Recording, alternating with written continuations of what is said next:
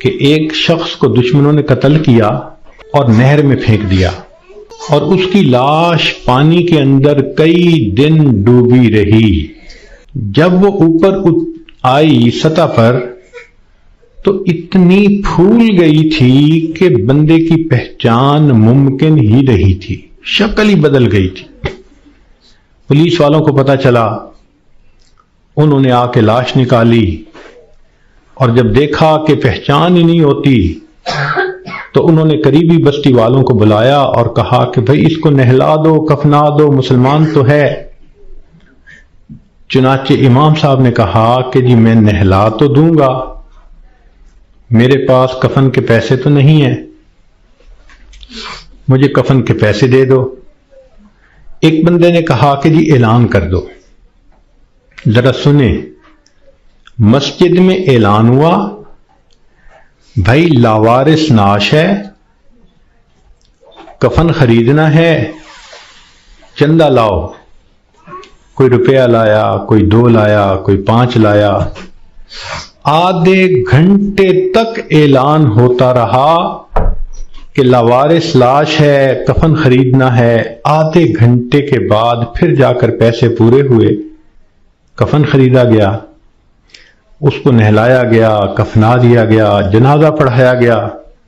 جنازہ پڑھتے ہوئے ایک آدمی کی آنکھ میں بھی آنسو نہیں تھے، اس لیے کہ کوئی جانتا ہی نہیں تھا یہ کون ہے۔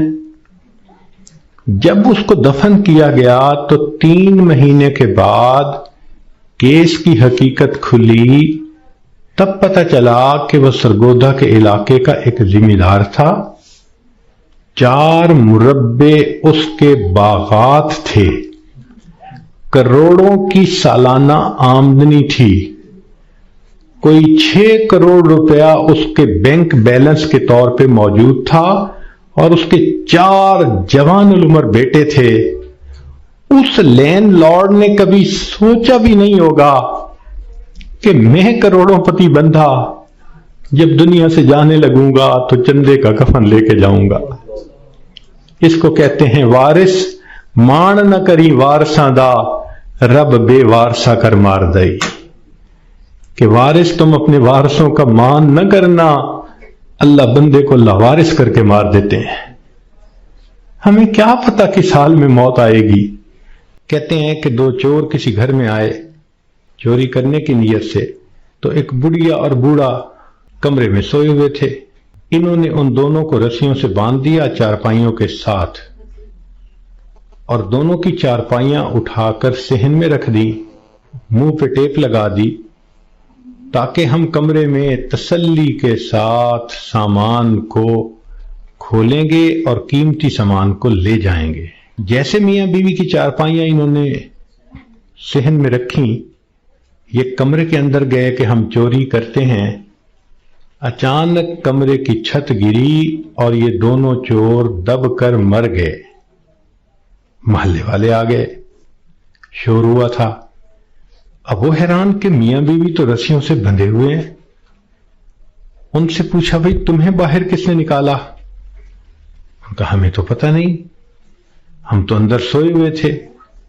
ان کو کھولا گیا، جب ملبہ ہٹایا گیا تو اس کے اندر 2 چوروں کی لاشیں دبی ہوئی تھیں۔ پتہ چلا کہ چور ان کو نکال رہے تھے کہ ہم چوری کریں گے، اور ان کو یہ نہیں پتا تھا کہ ہم اپنی موت کا خود انتظام اپنے ہاتھوں سے کر رہے ہیں۔ تو انسان کئی مرتبہ موت سے دور بھاگتا ہے، اور حقیقت میں وہ موت کے قریب سے قریب تر ہو رہا ہوتا ہے۔ کہتے ہیں کہ ایک بزرگ تھے، 3 سال کی بیٹی تھی، حفصہ اس کا نام تھا۔ ایک دن ان کے اوپر ہارٹ اٹیک ہوا، اور وہ اسی کنڈیشن میں آنکھیں بند کر کے اللہ سے لو لگا کے پڑے ہوئے تھے۔ وہ حفصہ آئی اور دستور کے مطابق چارپائی پر چڑھی، ان کے سینے کے اوپر لیٹ گئی اور ان کی آنکھیں کھولنے لگی، باتیں کرنے لگی۔ وہ خاموش رہے تو حفصہ کہنے لگی ابو آپ مجھ سے بات نہیں کرتے، لو میں بھی آپ سے بات نہیں کرتی، میں نے آپ سے کاٹی کر دی۔ یہ کہہ کے وہ بچی دوسرے کمرے میں چلی گئی، اور وہاں جا کے اس نے رونا شروع کر دیا۔ ماں نے دیکھا بیٹی رو رہی ہے تو وہ آئی، بیٹی کیوں رو رہی ہو؟ اس نے کہا ابو مجھ سے نہیں بولتے، میں ابو سے نہیں بولتی۔ تو ماں اپنی بیٹی کو اٹھا کے لائی اور ان کے پاس آ کر کہنے لگی، دیکھیں نا آپ حفصہ سے نہیں بول رہے، یہ آپ سے ناراض ہو گئی ہے، آپ حفصہ کو منا لیں۔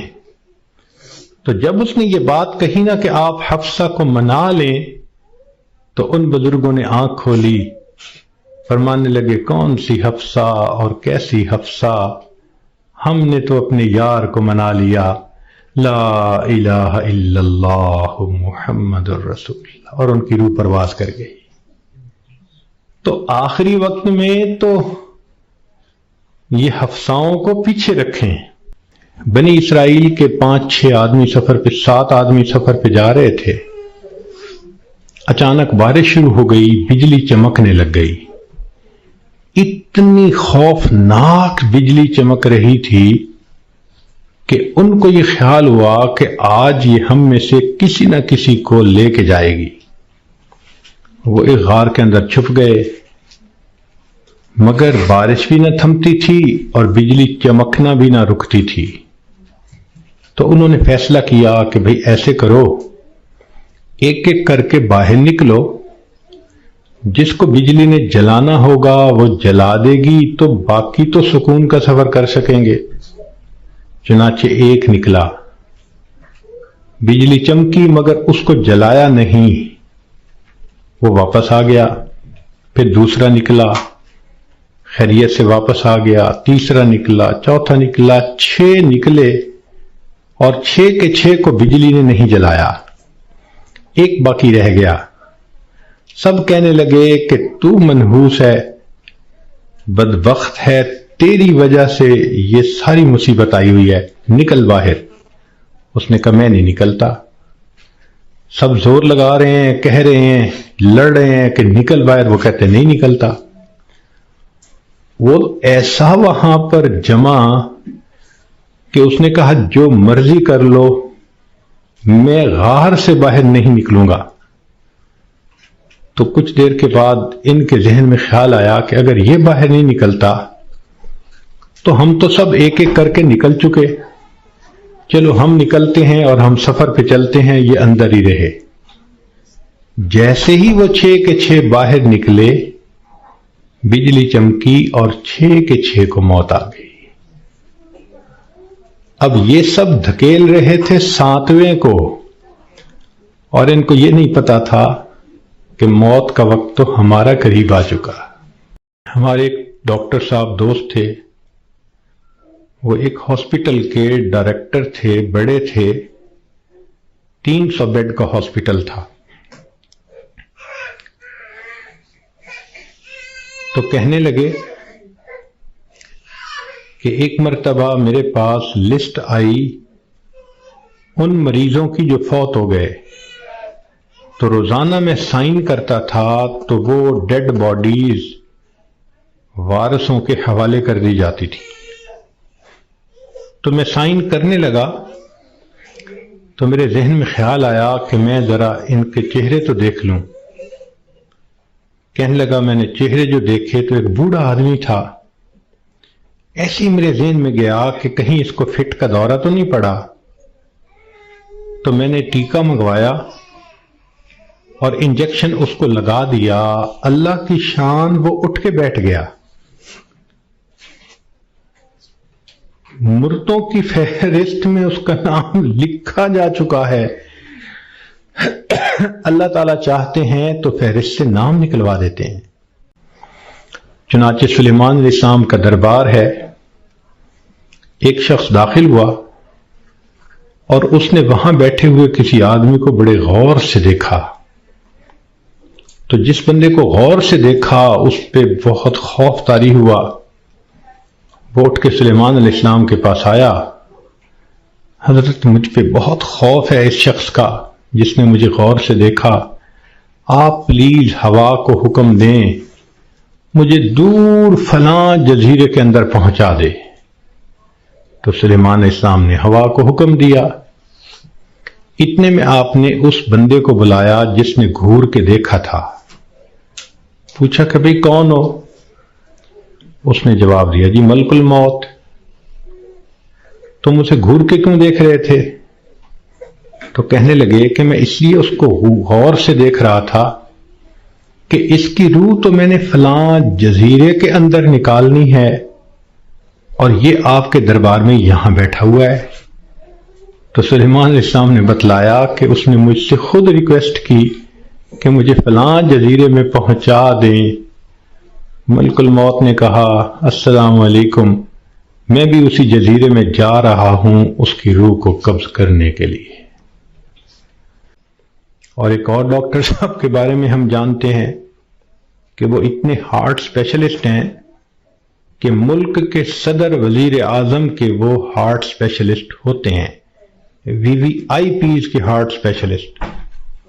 ایک نوجوان آیا اور آ کے اس نے ان سے چیک اپ کروایا، تو ڈاکٹر صاحب نے پورا چیک اپ کرنے کے بعد ان کو کہا کہ your heart is functioning as good as that of a young man، کہ تمہارا دل تو ایک نوجوان بندے کے دل کی طرح ٹھیک ٹھیک کام کر رہا ہے۔